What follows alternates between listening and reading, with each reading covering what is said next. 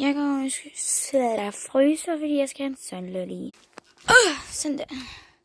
Så skal jeg have en sundlolly. Hvis I godt, der er blodmund i ham. Det er min første blodmund. Der er mange ting, jeg ikke har smagt eller prøvet, så ja. Og jeg er kun 9 år stadigvæk.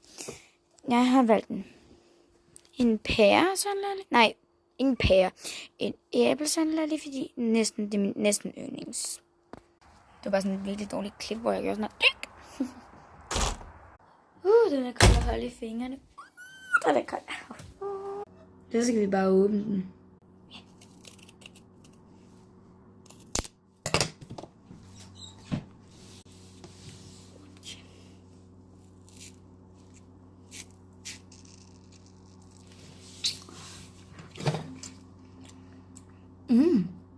Den er lidt sur.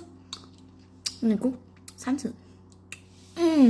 Ej, de smager virkelig godt. Det er sådan noget sour candy. Det smager virkelig godt.